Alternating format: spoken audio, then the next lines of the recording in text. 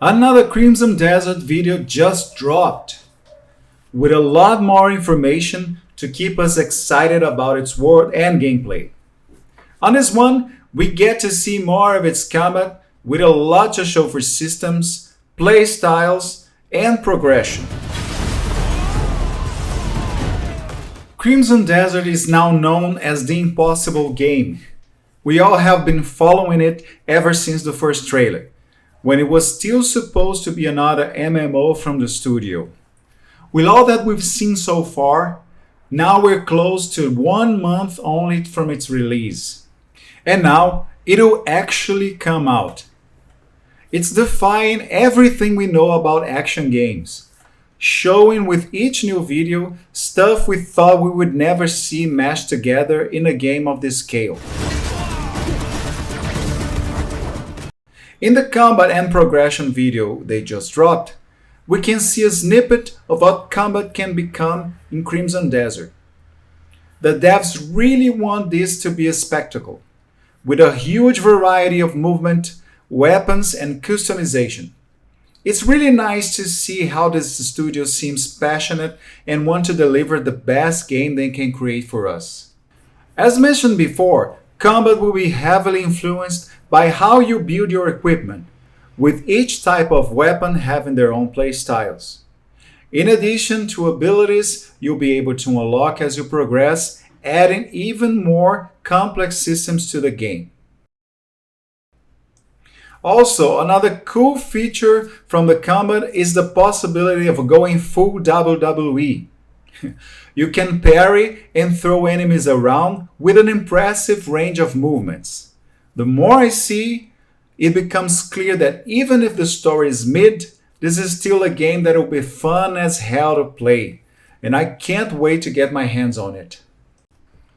Being such a complex game, Crimson Desert raised the question of it being too much, with a big barrier to entry from its control scheme, which will be hard to get to.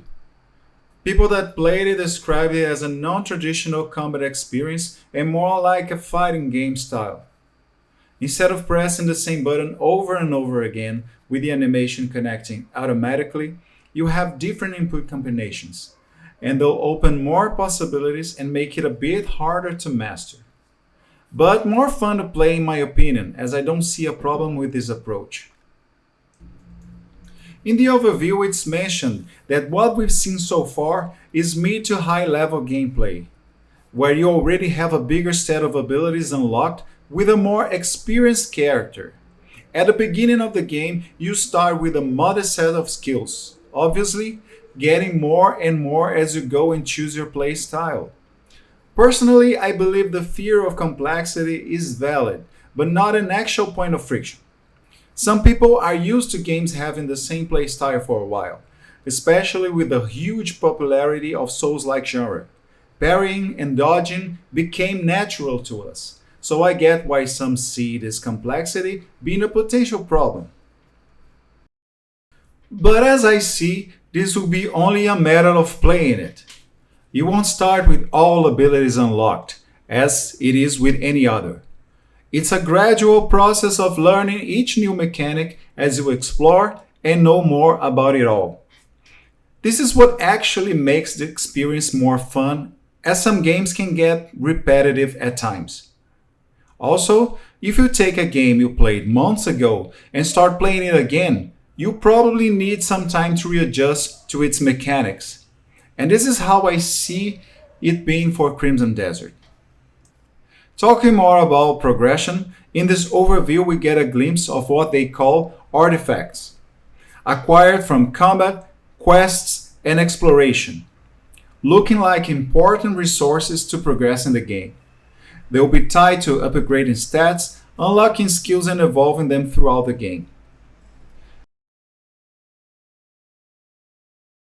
And it's also mentioned that defeating bosses can grant you the possibility of using their main skills and add to effects and other bonuses during combat.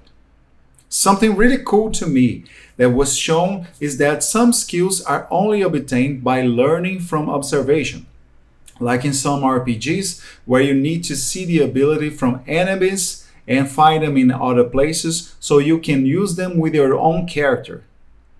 As a longtime fan of JRPGs, this hits home to me, as I played a lot of games where learning enemy or master skills were a fun addition to the gameplay. This is also a great way to incentivize exploration and questing, as you know you can find new abilities you would not be able to obtain on a traditional skill upgrade system.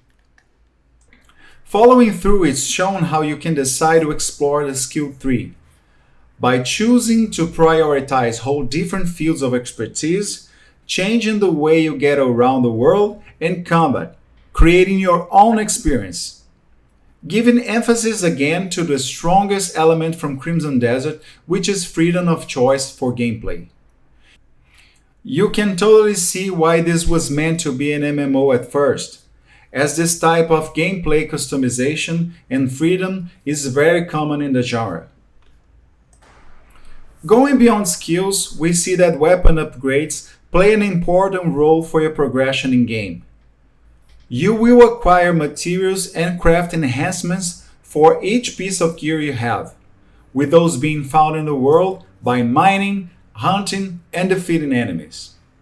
While this is already huge combined with the rest of the game systems, we have also the possibility to customize weapons, adding different stats and effects that will change how powerful your gear can become.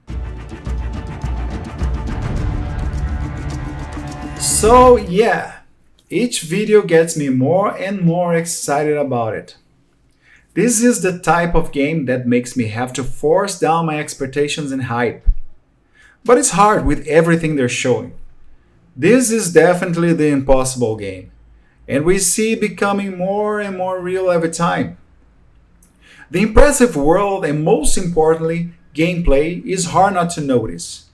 And it's great that we see actual gameplay and how each system interact with each other. This will be a stacked year for gaming for sure.